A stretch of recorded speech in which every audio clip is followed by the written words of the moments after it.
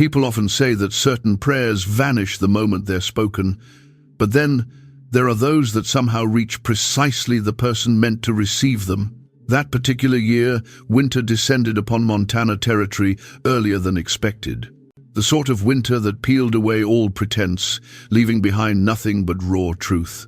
Inside a cabin scarcely wider than a man could stretch his arms across, a young child took pencil in hand and put words on paper that would forever alter 3 separate lives. She had no idea the letter would accidentally journey 15 miles from its intended destination. She couldn't have known it would end up resting on the front porch of someone who'd long since abandoned faith in prayers being answered. All she understood was that her mother labored until her hands were bleeding, and that other children enjoyed fathers who hoisted them onto powerful shoulders, while she possessed only memories and an empty space. And so she sketched 3 stick figures clasping hands, addressing her message to someone she'd never laid eyes on, but needed with all her heart. What unfolded afterward demonstrated that occasionally the finest blessings arrive precisely when hope has worn dangerously thin. The wind discovered every single gap in those cabin walls, as though it had memorized each weakness during earlier visits. Carla Welch knelt in front of the hearth, feeding it pine scraps she'd collected that morning well before sunrise. Her hands moved with the practiced efficiency of someone who simply couldn't afford any wasted movement. She stood at 29 years of age, though life on the frontier possessed a peculiar way of etching years onto a woman's face that no calendar could properly measure. Her dark blonde hair remained pulled into a braid, wound tight enough to trigger headaches, but loose strands caught on objects, and anything that caught consumed time she simply didn't possess. The cabin's dimensions were 12 feet by 14. A single room, one bed that she and her daughter occupied together. A table she'd constructed herself using lumber, obtained through a month's worth of laundry labor. 3 chairs sat inside, though only 2 ever saw actual use. The walls consisted of bare pine, completely unsealed, and when the wind pushed hard enough, she could detect daylight seeping through the cracks. She'd packed them with worn fabric and mud, yet winter inevitably discovered fresh roots inside.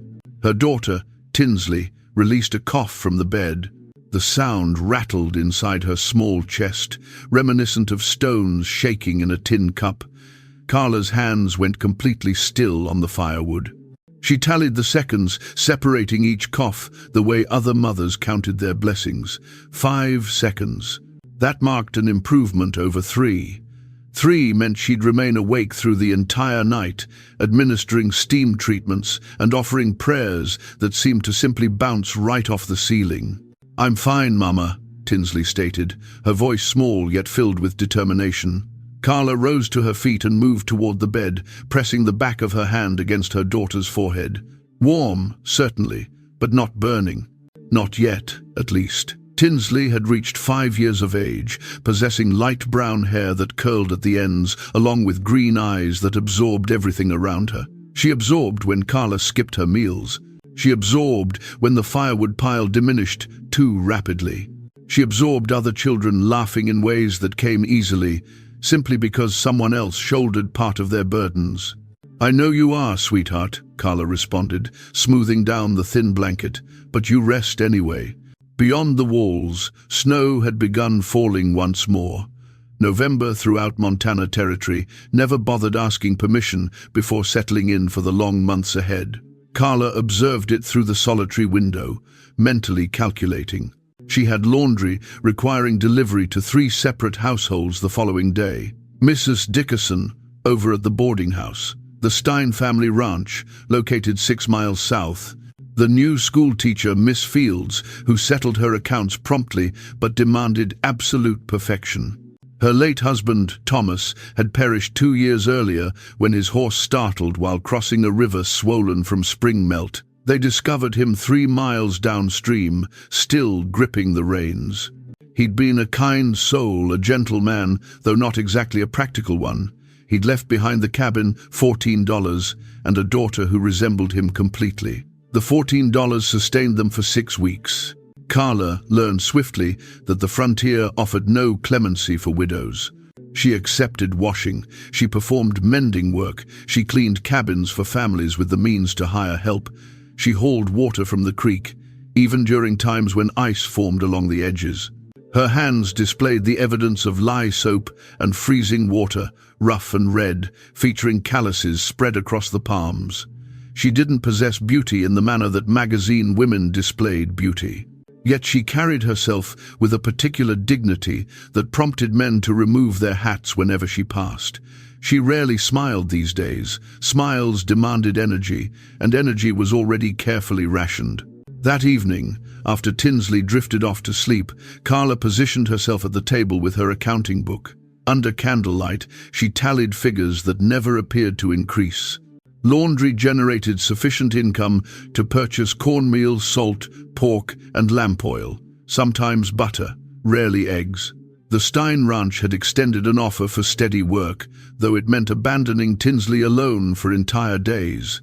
And she refused to do that, not with the coughing persisting, not with winter bearing down.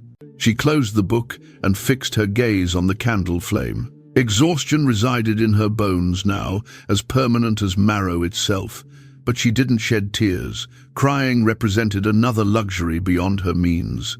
15 miles northeast, inside a ranch house constructed for an entire family yet occupied by a single man, Vance Gilmore sat within a leather chair, positioned near a fireplace spacious enough to stand inside. The room surrounding him spoke of wealth accumulated through cattle, land transactions, and years of thoughtful management. Thick rugs blanketed pine floors, shelves displayed books he genuinely read. The furniture stood solid, imported, and expensive, and every single piece of it remained silent. Vance had reached 34 years of age, broad across the shoulders from years of ranch labor, possessing dark hair in need of cutting, along with gray eyes that rarely missed details.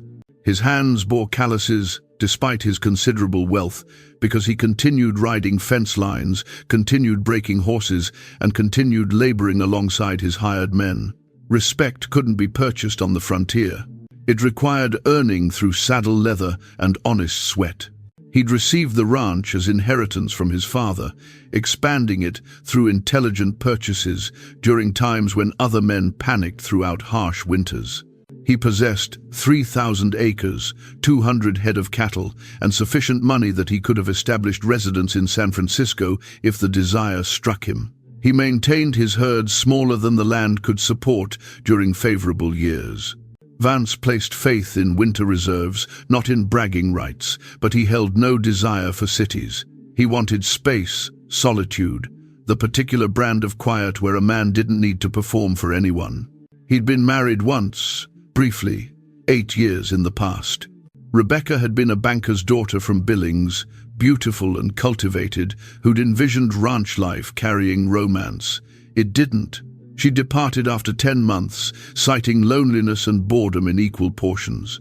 The divorce proceeded civilly. She remarried within a year's time. He hadn't followed suit. Since that time, Vance had grown accustomed to his own companionship. He consumed meals alone. He read alone. He slept in a bed constructed for 2, yet occupied by 1. His household staff consisted of a housekeeper who arrived twice each week, along with a ranch foreman residing in the bunkhouse. He preferred this arrangement. People required explanations. Solitude required absolutely nothing. Yet lately, the silence had begun feeling less like genuine peace and more like simple absence.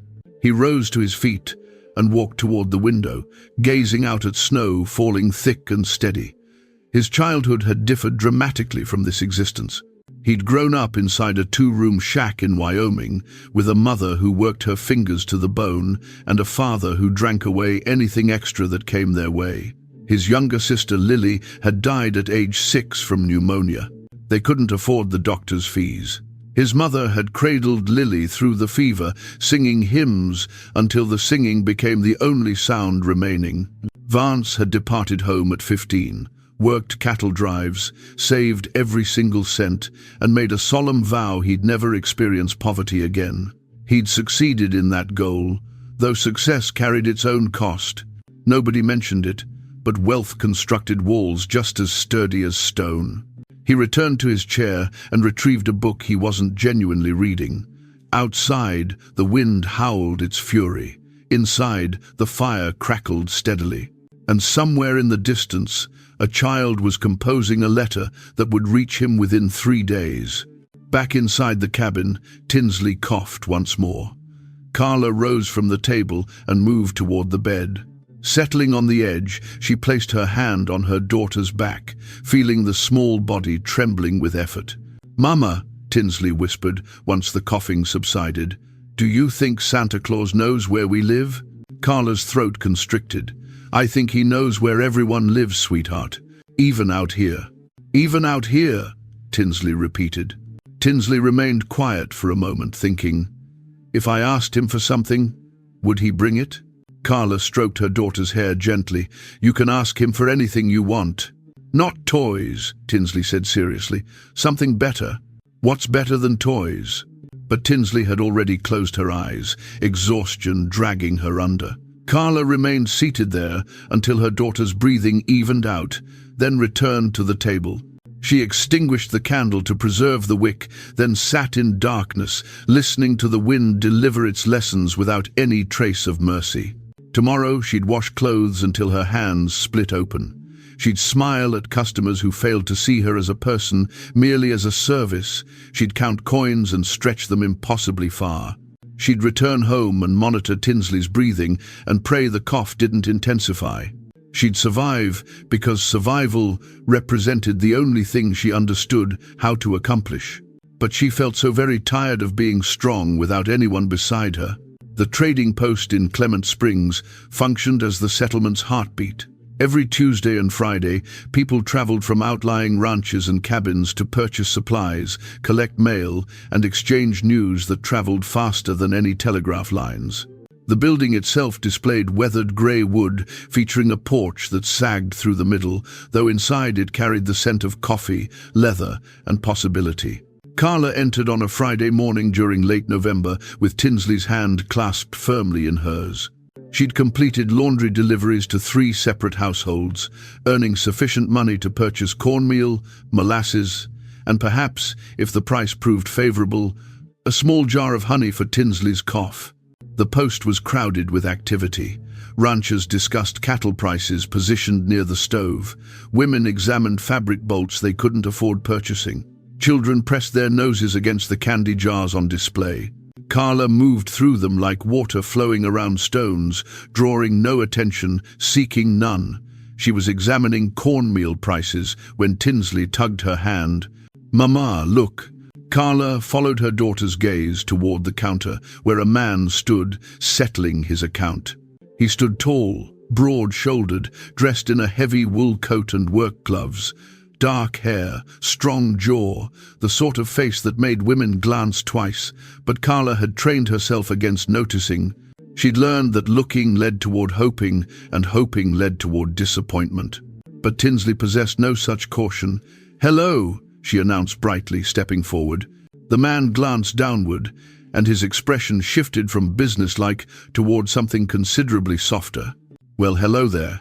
I'm Tinsley. I'm 5 years old. My mama does the best laundry in Montana Territory." Carla felt warmth climbing her neck. "Tinsley, don't bother the man." "She's no bother," he said, and his voice emerged deep, unhurried. He looked at Carla properly then, and she detected grey eyes that appeared accustomed to measuring things with accuracy. "Vance Gilmore. I own the Double G Ranch northeast of here." Carla recognized the name. Everyone did. The Gilmore Ranch represented the largest operation in the territory, Carla Welch. "And I apologize for my daughter's forwardness." "Don't apologize for friendliness. It's rare enough." He paused, then addressed Tinsley again. 5 years old. That's a good age. How old are you?" Tinsley asked. "Tinsley," Carla said sharply. But Vance smiled. 34, and apparently old enough that children ask about it. "That's not old," Tinsley said seriously. "My papa was 28 when he died, and Mama says that was too young." The words hung suspended in the air, simple and devastating. Carla's hand tightened on Tinsley's shoulder. "We should finish our shopping." Vance's expression didn't alter, though something shifted behind his eyes. Understanding, perhaps, or recognition of shared grief. Of course. Good day, Mrs. Welch. She nodded and guided Tinsley toward the cornmeal, her heart beating far too rapidly for reasons she refused to examine. Behind her, she heard Vance exchange a few additional words with the shopkeeper. Then the door opened and closed, and he was gone. I liked him, Tinsley announced. He didn't talk to me like I was stupid. That was kind of him, Carla said carefully. But we don't speak to strangers like old friends, understand? He's not a stranger anymore. I know his name. Carla lacked the energy to argue with 5-year-old logic. She completed her purchases, counting coins twice for certainty, and departed the trading post, with Tinsley chattering about the candy jars she'd observed but knew better than to request. 3 days following, Carla was hauling water from the creek when she noticed fresh firewood stacked beside her cabin. Not a small quantity either, enough to sustain them for 2 weeks if she remained careful. She set down the buckets and stared at it, her mind working through the possibilities. She hadn't ordered firewood, she couldn't afford to purchase it. Inside the cabin, Tinsley was wrapped within a blanket, drawing pictures on a slate. Carla knelt beside her. Did someone come by today? No, Mama. I've been inside all day, like you said. Carla returned to the porch and examined the wood closely. It represented good quality, split cleanly, stacked with care. No note attached, no explanation provided. She stood there in the cold, pride battling with practicality. She should locate whoever had left it and insist on providing payment. But she needed the wood desperately, and whoever had left it clearly hadn't desired credit for the act. She carried an armload inside and fed the fire, watching the flames take hold. Her hands were trembling slightly, though not from the cold. Someone had noticed. Someone had helped without requesting permission or demanding gratitude. She didn't know whether to feel grateful or humiliated. The following week, Carla brought Tinsley to the Stein Ranch for laundry delivery. The spread proved impressive. Whitewashed buildings, corrals full of horses, a main house that spoke of established wealth. Mrs. Stein met her at the kitchen door, examined the folded linens with an eagle's eye, and paid in coins that clinked satisfyingly inside Carla's pocket. As she was departing, leading Tinsley by the hand toward the wagon road, she heard hoofbeats approaching. She turned to observe Vance Gilmore riding in on a bay horse that appeared expensive even to her untrained eye. He dismounted near the barn where 2 men waited, likely for business purposes. He nodded to her politely. Mrs. Welch, Mr. Gilmore. Tinsley waved enthusiastically. Hello, do you have any little girls? Carla wanted the earth to open beneath her. Tinsley, manners. But Vance approached, leading his horse. No, I don't. Just me and a house too big for one person.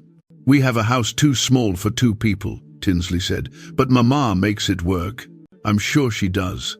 He glanced at Carla, and she detected something in his expression she couldn't quite identify. Respect, maybe, or curiosity. Cold day for a long walk. We manage, Carla said, more sharply than she'd intended. He didn't flinch. I'm sure you do. Still, if you ever need a ride somewhere, my foreman makes this route twice weekly. We don't accept charity, Mr. Gilmore. Wasn't offering charity. Was offering efficiency. But suit yourself. He tipped his hat and led his horse toward the barn. Carla stood there, feeling foolish and defensive in equal measure. Tinsley looked upward at her. Mama, why were you sharp with him? I wasn't sharp. You were. You get sharp when you're scared. I'm not scared of anything. I know, Tinsley said quietly. That's why it's scary when you are. They walked home in silence, and that evening, Carla lay awake, listening to her daughter breathe and wondering why kindness from a stranger felt more dangerous than hardship from winter itself. Over the next 2 weeks, small items continued appearing. A sack of oats left near the chicken coop, a new bucket to replace the one with the cracked handle. Once she discovered a jar of real honey on the porch step, wrapped in brown paper with no note attached. Carla knew who was leaving them. She also knew she should confront him, demand he stop, protect what remained of her pride. But every time she decided to march to the Double G Ranch and tell Vance Gilmore to leave her alone, Tinsley would cough, or the wind would rattle the cabin walls, or she'd look at her cracked hands, and the words would die unspoken. She told herself she'd accept help just through winter. Come spring, she'd discover a way to pay him back. Come spring, she'd stand on her own once more. But part of her, a part she barely acknowledged, wondered what it might feel like to stop standing alone entirely. One afternoon during early December, Carla encountered Vance at the trading post once again. She'd just finished haggling with the shopkeeper over the price of lamp oil when she turned and nearly collided directly with him. "Mrs. Welch," he said, steadying her with a hand on her elbow. The touch was brief, yet warm even through her coat. "Mr. Gilmore." She stepped backward quickly. "Forgive me, I wasn't watching where I was going." "No harm done." He held a list in his other hand. "Ranch supplies from the appearance of it. How's your daughter?" "Her cough is improving." Carla blinked, surprised. He remembered. "Some. The cold doesn't help." "No, it wouldn't." He paused, seeming to weigh his words. "My housekeeper makes an excellent mustard plaster. If you'd like, I could have her prepare one. It helped my sister when she was young." The mention of his sister caught Carla off guard. It was the first personal detail he'd offered. "That's kind of you, but—" "No obligation," he interrupted gently. "Just an offer between neighbors." "We're not exactly neighbors. Your ranch is 6 miles from my cabin. On the frontier, 6 miles counts as neighbors." He smiled slightly. "Besides, your daughter introduced herself to me. That makes us acquaintances at minimum." Despite herself, Carla felt her lips twitch toward a smile. "She's very friendly. She's very brave, like her mother." The compliment landed softly, without presumption, and Carla discovered she had no defense against it. "I'm not brave. I'm just doing what must be done." That's the definition of brave. He shifted his weight, appearing suddenly less certain. "Mrs. Welch, I hope I haven't offended you with the firewood and such. I don't mean to imply you can't manage. I just thought, well, everyone could use help sometimes." Carla studied him carefully. His face was open, sincere. No pity resided in his eyes, no superiority, just honest desire to help. "You were the one leaving things." "Yes, ma'am." "Why?" He was quiet for a moment, then said simply, "Because I know what it's like to be cold and scared and too proud to ask for help. And because if someone had helped my mother when I was young, maybe things would have been different." The honesty in his voice stripped away Carla's defenses. "Mr. Gilmore?" "Vance, please." "Vance," she amended, the name feeling strange and intimate on her tongue. "I appreciate the kindness, truly, but I can't accept charity without giving something in return. It's not pride, it's self-respect." He nodded slowly. "I understand. What if we made it a trade? You're the best in the territory, according to your daughter. I need someone to handle the ranch house linens. My housekeeper is getting too old for the heavy washing. If you'd take on that work, I'd pay you fair wages. The firewood and supplies would just be part of the arrangement." Carla's mind raced. The work would be steady, the pay reliable. It would mean regular trips to his ranch, but she could bring Tinsley with her. It was legitimate employment, not charity. "How much laundry are we discussing?" "Bed linens, table linens, personal items, once weekly, maybe twice during busy seasons." "And the pay?" He named a figure that was more than fair.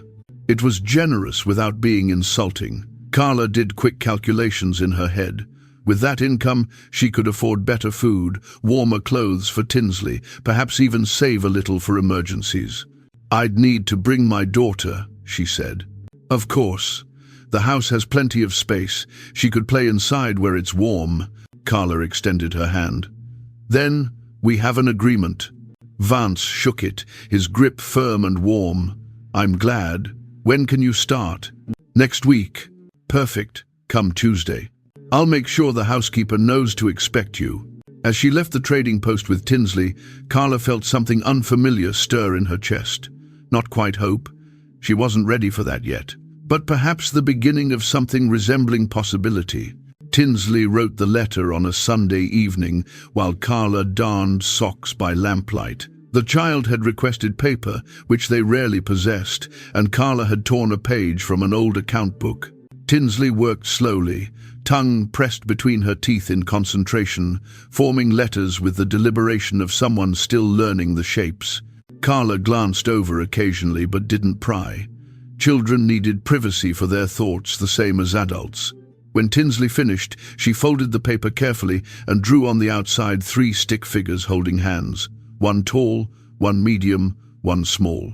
Above them, she'd written in careful letters, "For Santa Claus."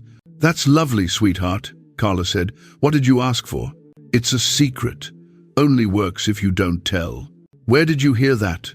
"I just know it." The next morning, Tinsley insisted on going to town. There was a wooden box outside the trading post where children left letters, believing them bound for the North Pole. In reality, the shopkeeper collected them at Christmas and read them aloud for community entertainment, but children didn't need to know that. Carla watched Tinsley slip the letter into the box with the solemnity of prayer. Whatever she'd asked for, it mattered deeply.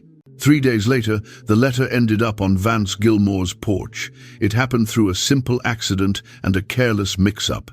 The shopkeeper's nephew, who worked part-time delivering mail and supplies to outlying ranchers, had grabbed a stack of papers from behind the counter. Invoices, notices, random correspondence. And the letter had gotten mixed in. When he reached the Double G Ranch, he left everything on the porch table where Vance collected business papers each morning. Vance found it on Wednesday, wedged between a receipt for feed grain and a notice about a cattleman's meeting. The childish handwriting caught his eye first, then the drawing, then the words. "Dear Santa, please send me a father. Not for me only, for Mama too. She works so hard and cries when she thinks I'm sleeping. Other children have fathers who fix things and carry heavy things. Mama does it all herself, and her hands hurt. I don't want toys. I want someone to make Mama smile like she used to. If you can't send a father, then maybe send more firewood because it's cold. Thank you. Tinsley Welch, age 5. Vance read it 3 times. He stood on his porch with snow falling and a letter in his hands that felt heavier than paper had any right to feel. He remembered being 6 years old in a Wyoming shack, watching his mother work herself to shadows while his father drank. He remembered Lily coughing the way Tinsley Welch had coughed at the trading post. He remembered his mother's hands, cracked and bleeding from washing clothes in winter creeks. He folded the letter carefully and sat down on the porch bench, still holding it. A child had written to Santa Claus, asking for someone to lighten her mother's burden, and somehow, impossibly, it had landed in his hands. He sat there until the cold forced him inside, and even then he carried the letter to his desk and placed it in the top drawer where he could see it every morning. Tuesday arrived cold and clear. Carla bundled Tinsley in every warm thing they owned and made the walk to the Double G Ranch. Vance had offered to send his foreman with a wagon, but she'd declined. She could still walk 6 miles. She wasn't helpless yet. By the time they arrived, her legs ached, and Tinsley's cheeks were bright red from the cold, but they'd made it. Vance met them at the door, his expression warm with welcome. Come in, get by the fire." He ushered them into the main room where heat poured from the massive fireplace. "Mrs. Erickson, my housekeeper, has hot tea ready." An older woman with kind eyes appeared, carrying a tray. "You must be frozen through. Sit, dear, and this must be Tinsley." Tinsley was too busy staring around the room with wide eyes to respond immediately. The house was enormous compared to their cabin.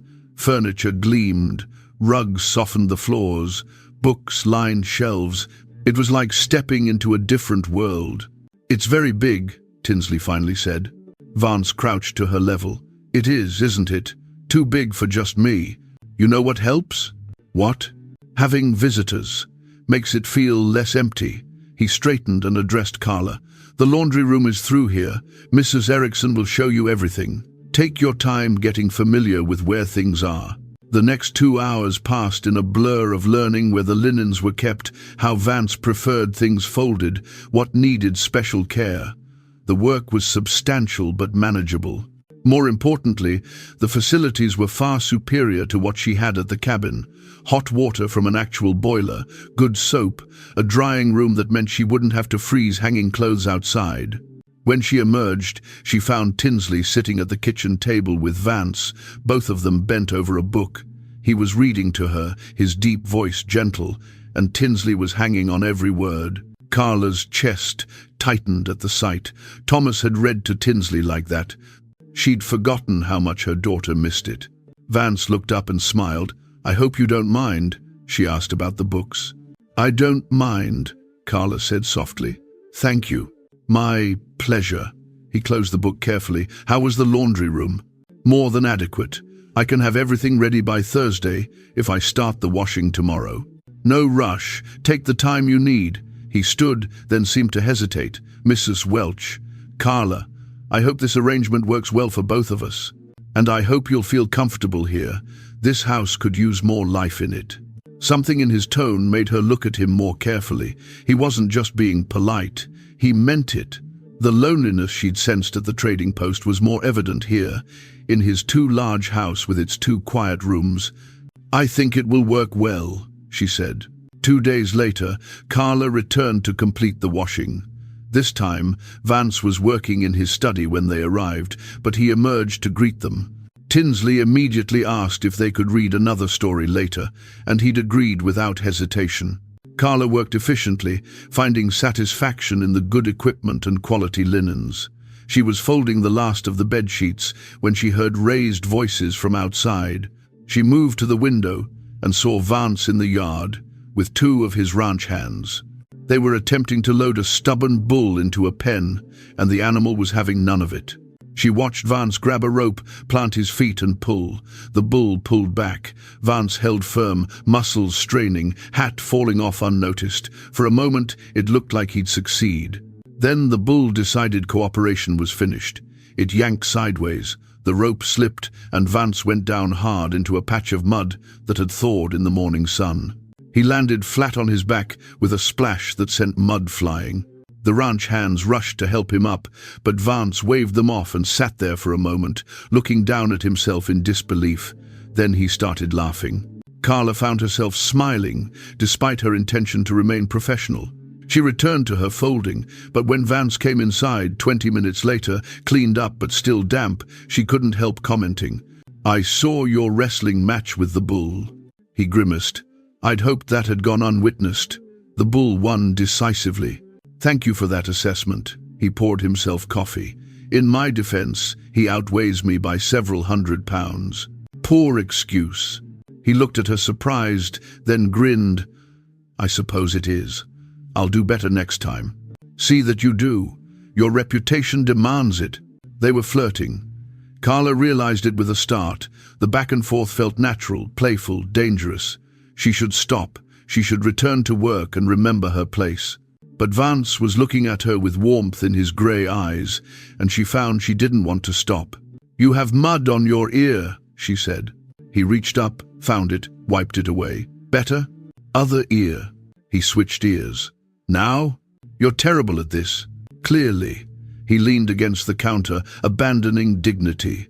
"Should I just assume I'm covered in mud and give up?" Carla set down her folding and crossed to him before she could think better of it. She reached up and wiped a smudge from his jaw with her thumb.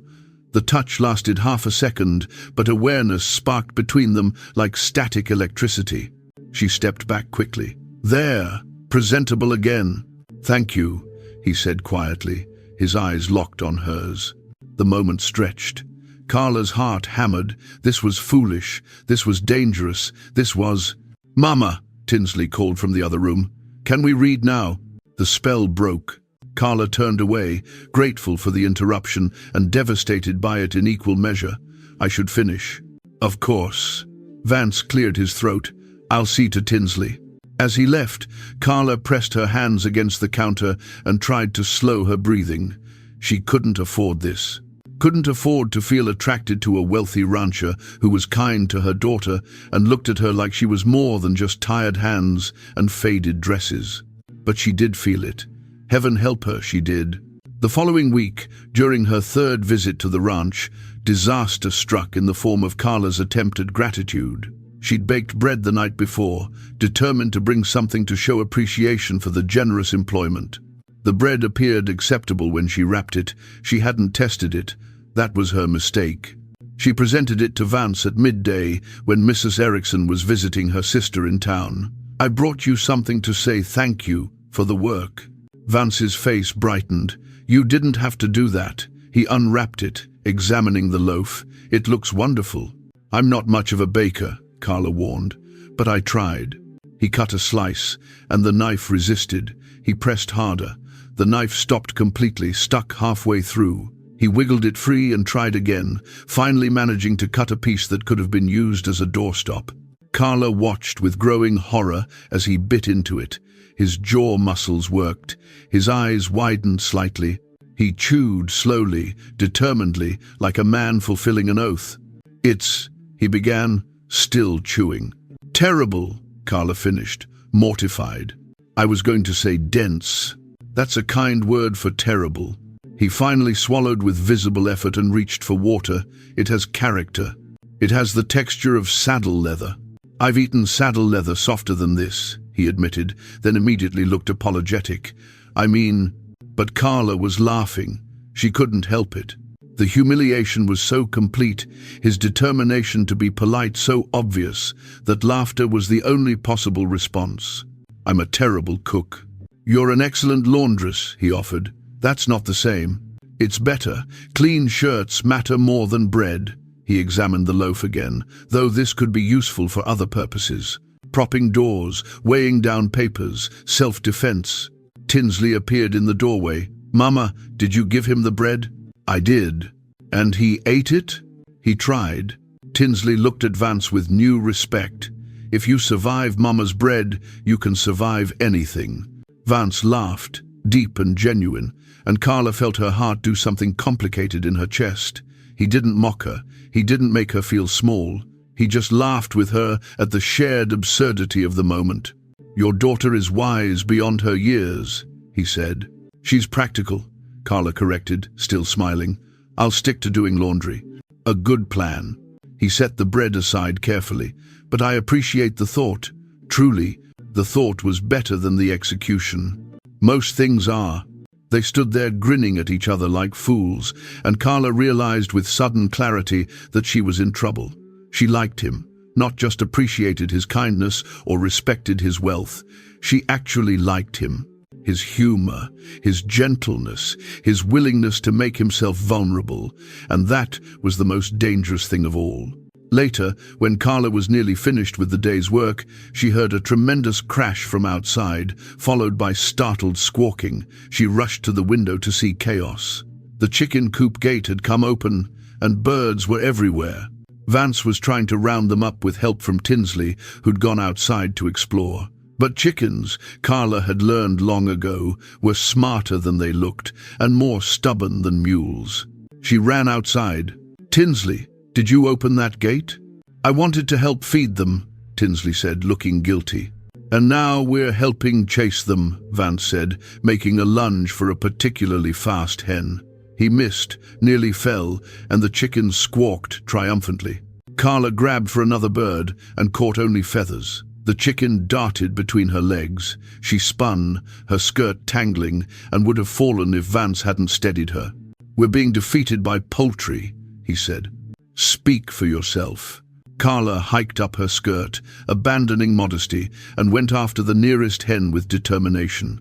She cornered it against the barn, dove, and caught it. The bird struggled. She held firm and marched it back to the coop, victorious. "One down," Vance called, approximately 15 to go. The next 20 minutes were pure chaos. Tinsley managed to coax 3 back by talking to them sweetly. Vance caught 2 more despite their best efforts to evade him. Carla cornered another 4. By the end, they were all breathing hard, covered in feathers and dust, and laughing too much to stand upright. Vance collapsed on the ground, his back against the barn wall. "I've negotiated with cattlemen, survived blizzards, and broke wild horses, but chickens might be what finally defeats me." Carla sat beside him, too exhausted to care about propriety. They have no respect for authority or dignity. He picked a feather out of her hair. You have battle scars. So do you. She plucked a feather from his shirt collar. Their eyes met, both still smiling, and the laughter faded into something else, something charged and breathless. Vance's hand was still near her face from removing the feather. Carla's heart hammered so hard she was certain he could hear it. "Mama, Mr. Gilmore!" Tinsley's voice cut through the moment. "I found the last one." They both looked away, clearing their throats. Vance rose to his feet first, extending his hand toward Carla. She accepted it, allowing him to pull her upward, and tried to dismiss how warm his palm felt, pressed against hers. "We make a good team," he said quietly. "Against chickens, maybe. It's a start." That evening, lying in bed beside Tinsley, Carla admitted to herself what she'd been avoiding for weeks. She was falling for Vance Gilmore. Not the careful, practical interest of a woman seeking security, but actual, terrifying, emotional falling. She didn't know what to do about it. Didn't know if he felt the same. Didn't know if a wealthy rancher could truly want a poor widow with rough hands and a bread recipe that could be weaponized. But she knew she couldn't go back to pretending she felt nothing. Winter had taught her many lessons. Maybe it was time to learn one more, that sometimes accepting help meant accepting hope too. 2 days following, during Carla's next visit, Vance asked if she'd like tea after finishing the laundry. Not unusual. Mrs. Erickson often made tea. But this time, Mrs. Erickson had already departed for the day, and it was just Vance making the offer. "I don't want to impose," Carla said. "You're not. I'm asking." So she sat at his kitchen table while he made tea badly, too strong, not enough sugar, and they talked, really talked, about her childhood in a farming family in Iowa, about his years on cattle drives, learning the business, about books they'd read and dreams they'd had before life got complicated. "I wanted to be a teacher once," Carla admitted, "before I married Thomas. I loved reading and learning, but women don't have many choices." "You could teach now," Vance said, "if you wanted." "I don't have the training. You have the intelligence. The rest can be learned." She looked at him, surprised. "You think I could?" "I think you could do anything you set your mind to." He said it simply, like it was an obvious fact. Carla felt her throat tighten. Thomas had loved her, but he'd never seen her as capable beyond domestic duties. Vance looked at her like she had potential beyond survival. "What about you?" she asked. "What did you dream of?" He was quiet for a moment. A family, a house full of children and noise, someone to share things with. He smiled ruefully. "Not very ambitious compared to yours." "It's not less important." "No, but it feels further away. I thought I'd have it by now." "You're only 34. Old enough to know what I want. Young enough to hope it's not too late." Their eyes met across the table, and Carla knew they weren't just talking about abstract dreams anymore. They were talking about specific possibilities, about futures that might include each other. "It's not too late," she said quietly. "For either of us?" "For either of us." Vance reached across the table and took her hand. His thumb brushed across her knuckles, gentle on her work-roughened skin. "Carla, I need to tell you something." Her heart hammered. "All right. I read your daughter's letter, the one to Santa." Carla froze. "What?" "It ended up on my porch by accident, mixed in with ranch papers." He tightened his grip on her hand when she tried to pull away. "Please, let me finish." She stopped struggling but didn't relax.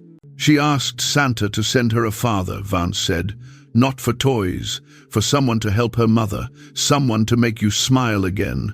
His voice was thick with emotion. "Carla, I know what it's like to be that child, watching a parent break themselves trying to survive. My sister died because we couldn't afford help. My mother worked herself into an early grave. And I swore, if I ever had the means, I'd never let someone suffer like that if I could prevent it." Tears pricked Carla's eyes. So this was pity, all of it. "No." His voice was firm. "It started as wanting to help, but it became something else." He stood and came around the table, kneeling beside her chair. "It became admiration for your strength.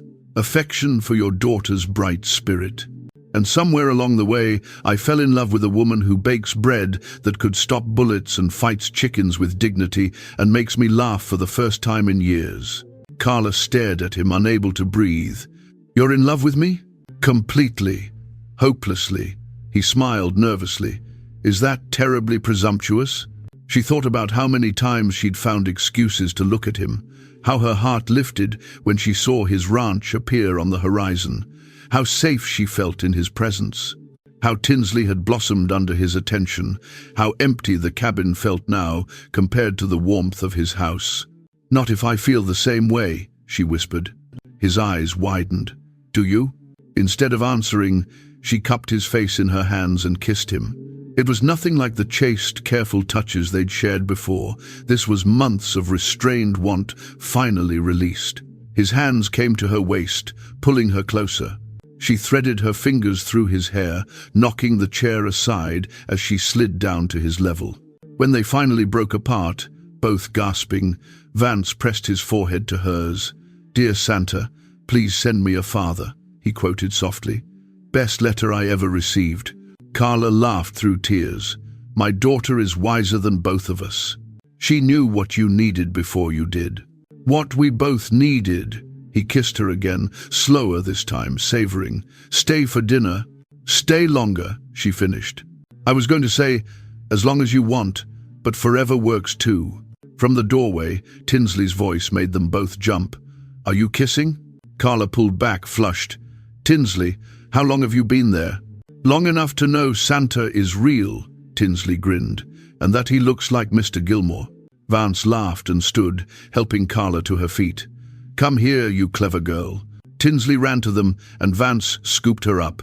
She wrapped her arms around his neck and said solemnly, "Does this mean you'll be my papa?" Vance looked at Carla, who nodded through tears. "If that's all right with you," he said to Tinsley, "I'd be honored." "It's all right with me." She hugged him tighter. "I asked for you specially. Then I better do a good job." "You already are."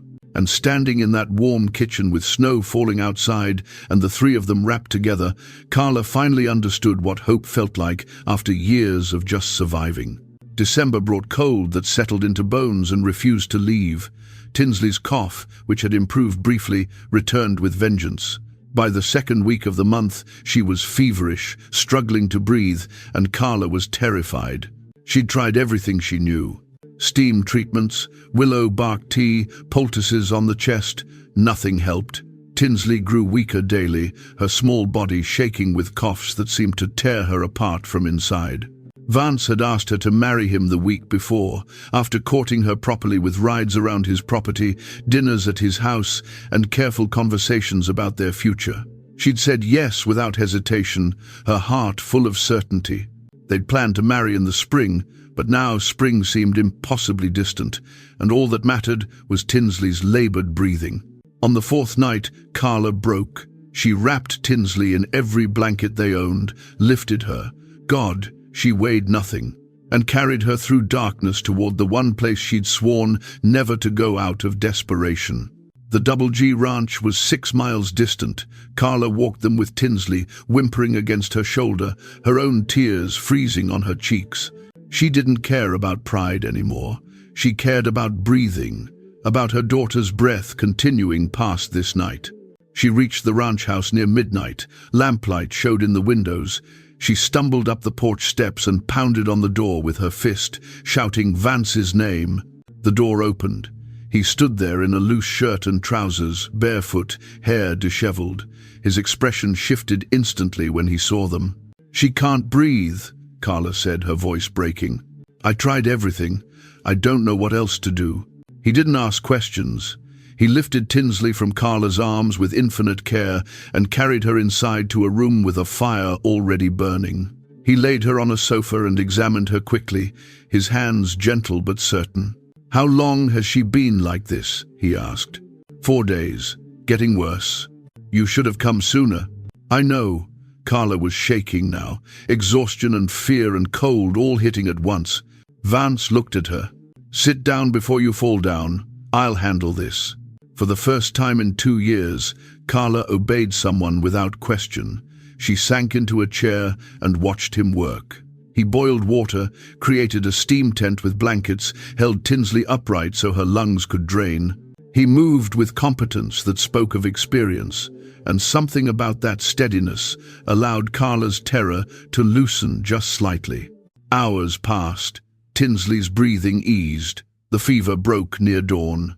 She fell into real sleep, her small hand curled against Vance's chest where he sat holding her. Carla finally spoke, her voice raw. "How did you know what to do?" Vance didn't look at her.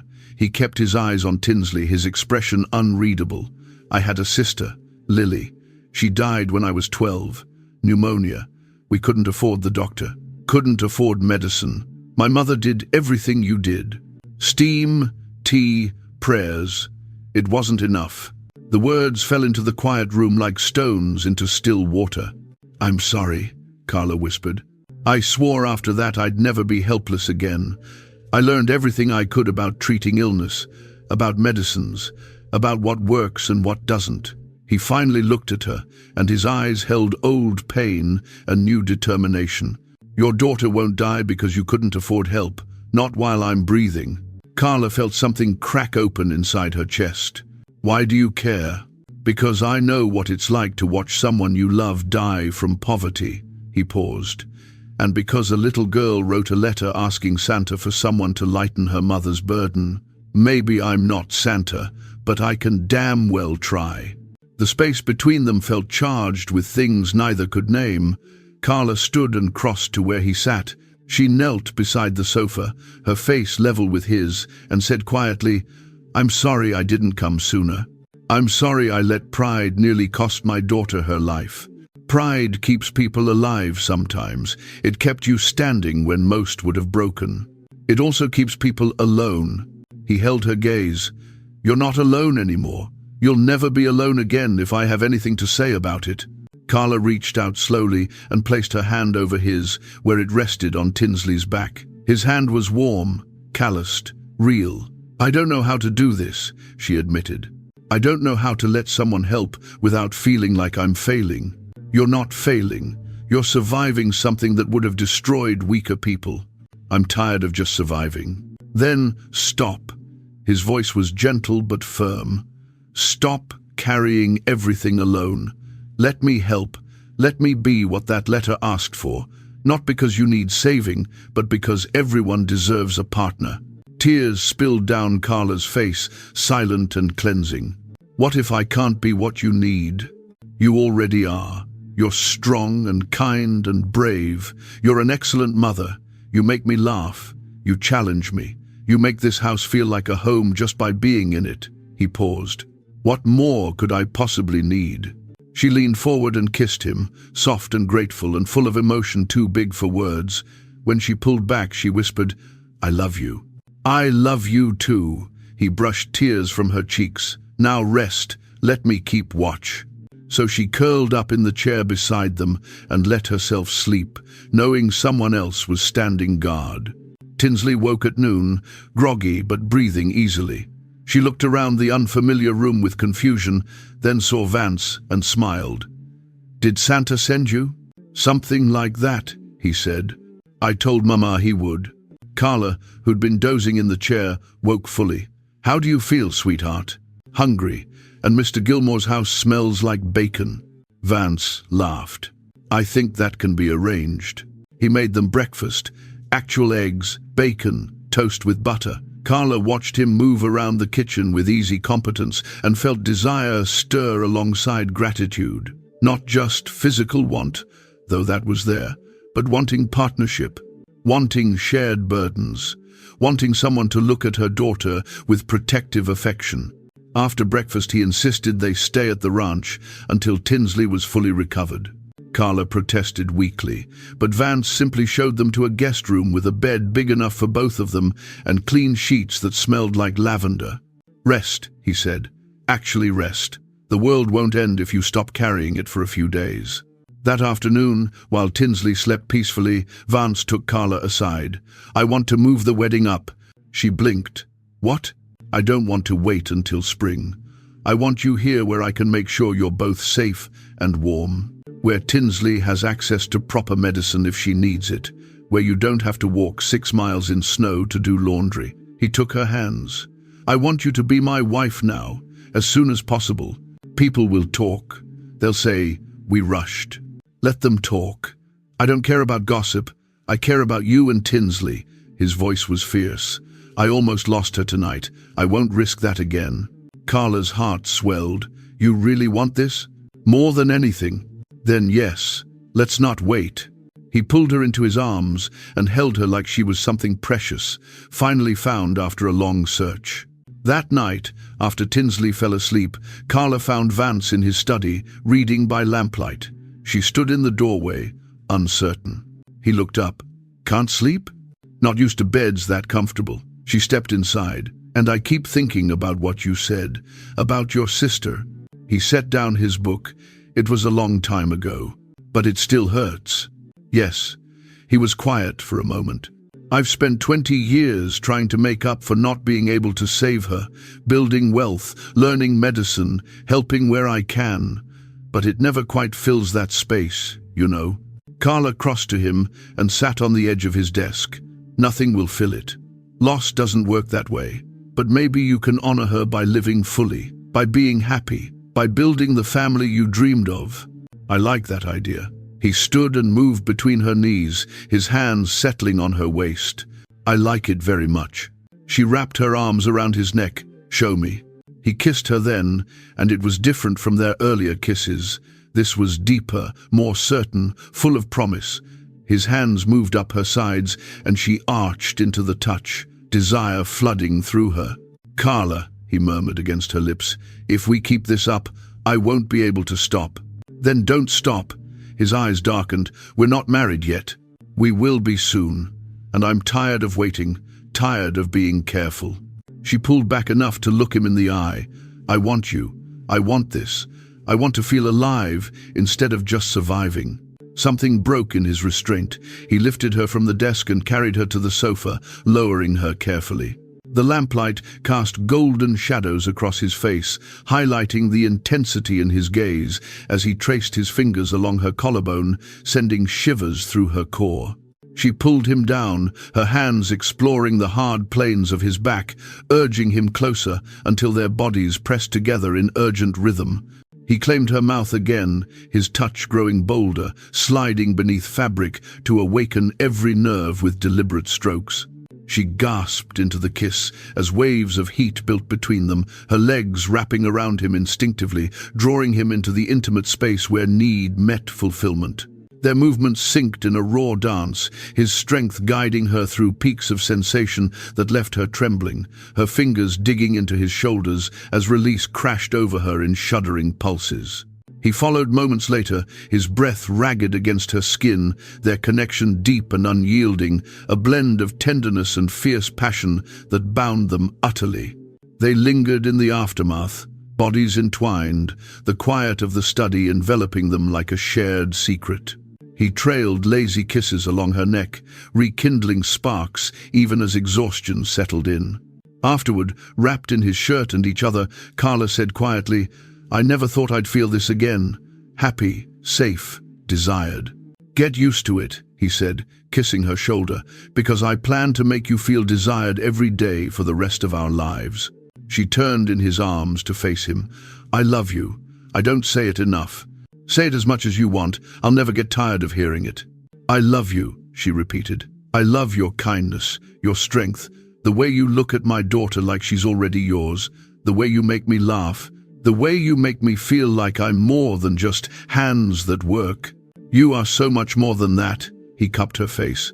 You're brilliant and brave and beautiful. You're everything I didn't know I was waiting for. They made love again, slower this time, savoring every touch, every whispered word. And when exhaustion finally claimed them, they fell asleep, tangled together, safe in the knowledge that they'd found something rare and worth protecting. They married 3 weeks later in the small church in Clement Springs. The ceremony was simple, no grand affair, just the minister, a few friends, Mrs. Erickson dabbing her eyes, and Tinsley standing between them, holding both their hands. Vance promised to love, protect, and partner with Carla. She promised the same, and when he kissed his bride, Tinsley cheered loud enough to make the whole congregation laugh. "I told you Santa was real," she announced proudly. They moved into the ranch house that week. Carla walked through rooms that had echoed with loneliness and began filling them with life.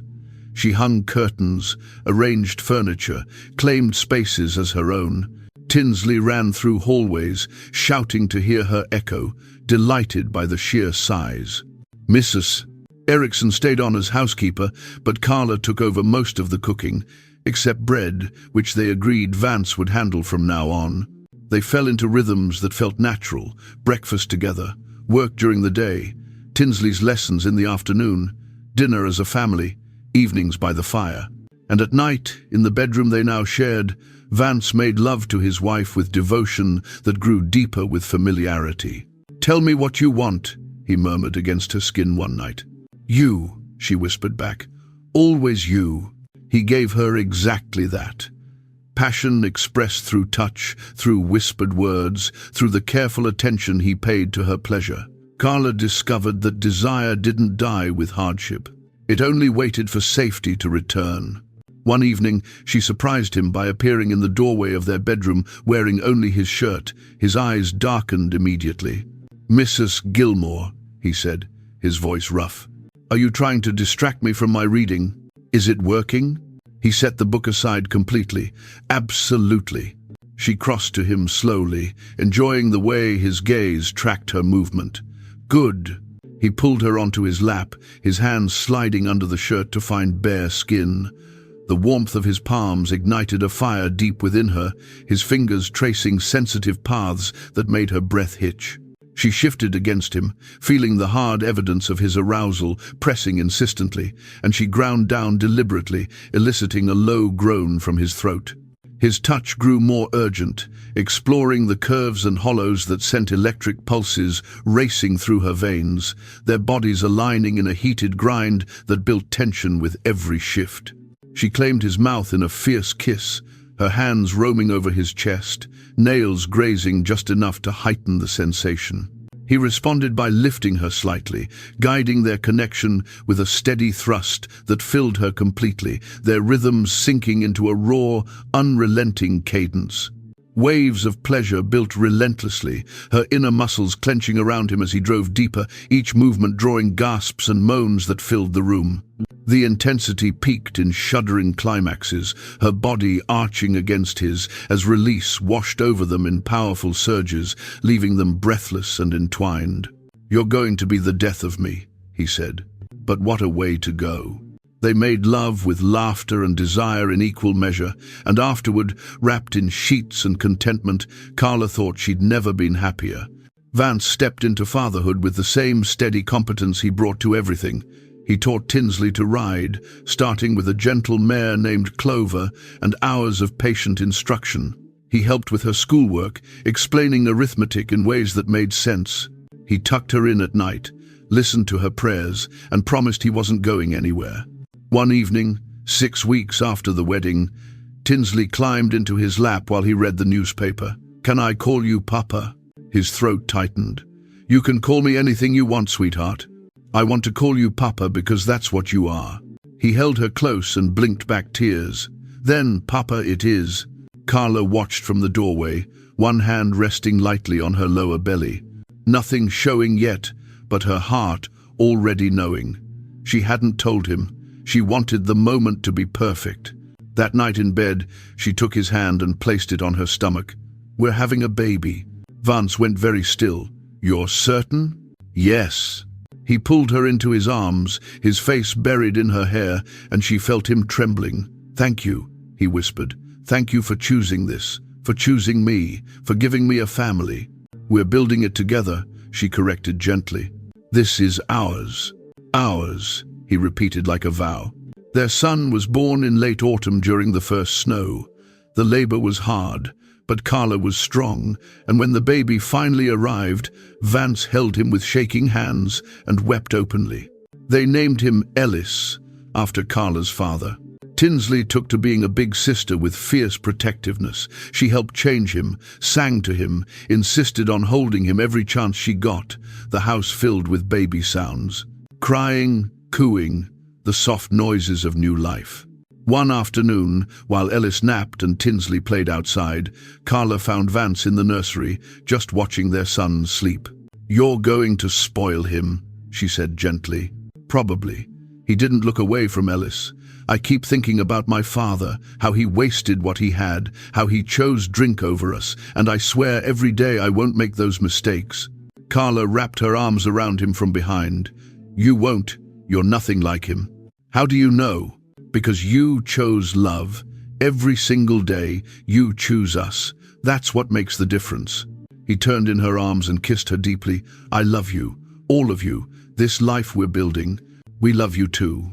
The ranch prospered over the next few years. Vance expanded the herds, purchased additional land, built a second barn. But more importantly, he brought Carla into the business as a full partner. She had a head for numbers and a sharp eye for deals. Together, they made the Double G one of the most successful operations in Montana Territory. Carla traded her rough work dresses for finer ones, though she never forgot where she came from. She hired help for the house, not to replace her efforts, but to allow her time for things she'd never had time for before. Reading, riding, simply resting. She also started teaching, not in a formal school, but offering lessons to children from outlying ranches whose parents couldn't afford private tutors. She taught reading, writing, arithmetic, and discovered she had a gift for it. Vance converted a room in their house into a small classroom, and twice a week, children would arrive for lessons. Tinsley helped sometimes, reading to the younger students or demonstrating arithmetic problems. She was 11 now, bright and confident, with her father's determination and her mother's kindness. 2 years after Ellis, their daughter arrived. They named her Lily, after Vance's sister. She had dark hair and grey eyes like her father, and a stubborn streak that made them both laugh. "She's going to be trouble," Vance said, cradling his tiny daughter. "She's going to be strong," Carla corrected, "like her namesake. I like that better." Their bedroom remained a place of passion and intimacy. Marriage deepened their physical connection rather than dulling it. Vance touched his wife like she was precious, and she responded with equal fervor. One night, after the children were asleep, Carla surprised him by locking their bedroom door and producing a bottle of brandy she'd hidden. "What's this?" he asked, amused. "Celebration. It's our 5-year anniversary." "Is it?" he thought back. "So it is." She poured 2 glasses and handed him one. "5 years since you read a letter that changed everything. Best accident of my life." They drank. Then Carla set her glass aside and began unbuttoning his shirt. "I want to celebrate properly." His eyes darkened. "How properly?" "Very." She made love to him with confidence born of years, knowing exactly what he liked, exactly how to drive him wild. And he responded in kind, his hands and mouth worshipping every inch of her body. "I love you," he said afterward, both of them breathless and satisfied. "Show me again," she challenged with a smile. He did, thoroughly. Ellis grew into a thoughtful boy who loved horses and books in equal measure. He had his father's grey eyes and his mother's quiet determination. Lily was louder, more impulsive, always getting into things she shouldn't, but with such charm that punishment was difficult. Tinsley bloomed into a young woman, smart and capable, already drawing attention from boys in town. Vance handled this development about as well as any father, which is to say, poorly. "He's 17, he said, pacing the study. "What could he possibly want with my daughter?" Carla hid her smile. "To court her, presumably." "She's too young." "She's 16. I was 18 when I married Thomas." "That's different." "How?" "It just is." He ran his hand through his hair. "She's my little girl." Carla stood and wrapped her arms around him. "She's growing up. We can't stop it. We can only trust that we raised her well enough to make good choices." He sighed. "I don't like it. I know. But we have to let her." Eventually, reluctantly, Vance allowed the young man, Dawson Conrad, a rancher's son, to call on Tinsley. under strict supervision, with a clock ticking visibly in the room. Carla thought it was adorable how protective he was. Their life settled into something rare and precious. Morning coffee together, Vance teaching Ellis ranch management, Carla teaching Lily to read, Tinsley helping with the younger children. Family dinners full of conversation and laughter, evening walks around the property. They had arguments, of course. Carla thought Vance pushed Ellis too hard sometimes. Vance worried Carla took on too much with her teaching. They disagreed about discipline, about money, about dozens of small things. But they always talked it through, always came back together, always remembered what they'd survived to build this life. One evening, 14 years after their wedding, Vance found Carla in the small classroom organizing books. He leaned against the doorway, watching her. "What?" she asked, noticing his gaze. "Just admiring my wife. After 14 years? Especially after 14 years. He crossed to her and pulled her into his arms. "You're even more beautiful than the day I married you. You're a terrible liar." "I'm completely serious." He kissed her temple. "You're happy. It shows." She leaned into him. "I am happy. Disgustingly, completely happy." "Good. That was the plan." They stood there in comfortable silence, surrounded by books and the evidence of the life they'd built, and Carla sent up a silent prayer of gratitude for the accident that had brought them together. On a December evening, with snow falling soft and silent, 15 years after that first letter, Vance found it while looking for ranch documents. He sat at his desk reading it again, the paper worn soft from age and handling. Carla appeared in the doorway. "What are you reading?" He held it up, the letter that changed everything. She crossed to him and read over his shoulder, smiling. She was very specific in her request. "Smart girl," he paused. "She's 20 now. Getting married next summer to that Conrad boy. Don't remind me." But Vance smiled. "Though I suppose if she had to choose someone, Dawson's a decent kid. He worships her." As he should. Carla sat on the edge of his desk. Hard to believe a single piece of paper changed everything. All the time. He pulled her onto his lap. "I'd probably still be alone in this house, pretending solitude was enough. And I'd still be in that cabin, pretending survival was the same as living. Thank God for accidents." "Thank God for answered prayers," she corrected. From upstairs came the sounds of the younger children arguing. Ellis, now 13, and Lily, now 11, fighting over something trivial. Tinsley's voice cut through, calm and authoritative, settling the dispute. Vance stood, carrying Carla with him. She wrapped her arms around his neck. "Where are we going?" she asked. "To remind our children that their parents are still very much in love. They know that. Let's make sure." He carried her upstairs, past the children's rooms, to their bedroom where the lamplight glowed warm. He set her down gently and closed the door, shutting out the world. They made love slowly, savoring each moment, each touch, each whispered word. Time had taught them patience, experience had taught them what the other needed. And love, deep, abiding, chosen love, made every touch meaningful. Later, wrapped together in the aftermath, Carla said softly, "Do you think she knew? When she wrote that letter?" "Knew what?" "That Santa would be a lonely cowboy who needed saving just as much as we did." Vance was quiet for a moment, his fingers tracing patterns on her shoulder. Maybe, or maybe, she just believed hard enough that the universe paid attention. "I'm glad it did. So am I, every single day." On Christmas morning, the whole family gathered in the parlor. It had become tradition over the years, everyone opening gifts together, chaos and laughter filling the house. Tinsley, now a young woman preparing for her own wedding, helped Ellis and Lily with their gifts. She'd matured into someone remarkable, kind, intelligent, confident, exactly the person her childhood letter had hoped for. Vance and Carla sat together on the sofa, watching their children, their hands clasped. The house was warm. The fire burned bright. Outside, snow covered everything in forgiving white. "Do you remember," Carla said quietly, "when winter felt like punishment?" "I remember," Vance said. "It feels different now." Because we're not facing it alone anymore." She leaned her head on his shoulder. "Thank you for reading that letter. Thank you for being brave enough to answer it. Thank you for being brave enough to let me." Tinsley looked over at them and smiled. The same smile she'd worn as a 5-year-old girl writing hope onto paper. She crossed to them and said quietly, "I'm glad you found each other." "So are we, sweetheart," Carla said. "So are we." Ellis brought over a small wrapped package. "Papa, this is for you and Mama, from all of us." Vance unwrapped it carefully.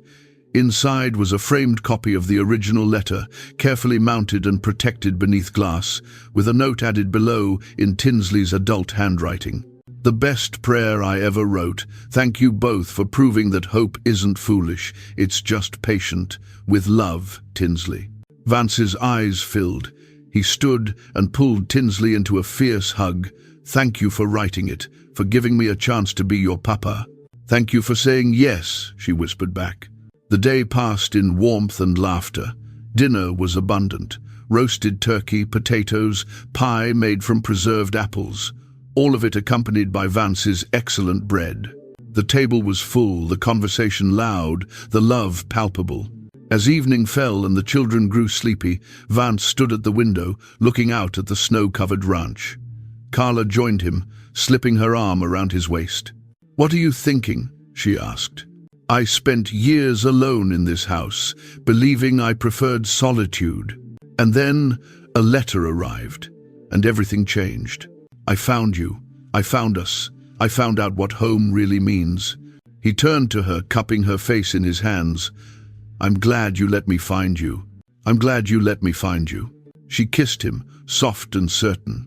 Behind them, Tinsley began reading The Night Before Christmas to her younger siblings, her voice clear and steady, just as Carla had read to her years ago in a cabin that no longer existed.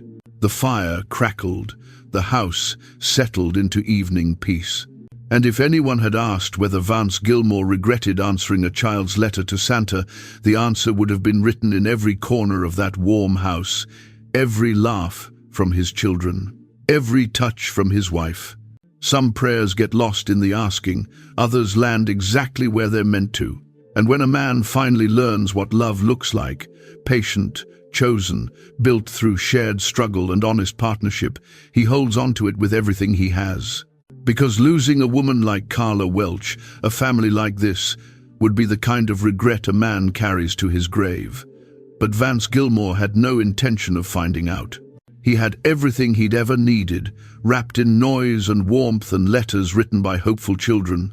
And winter, for the first time in his life, felt like a blessing instead of a test. Carla pulled him away from the window. "Come on, let's join our family." "Our family," he repeated, liking the sound of it. Yes, they returned to the warm circle of their children, and as snow continued falling outside, blanketing the world in white, the house glowed with light and love. A rancher who'd been alone, a widow who'd been struggling, a child who'd been brave enough to ask for help, and a letter that had found its way home.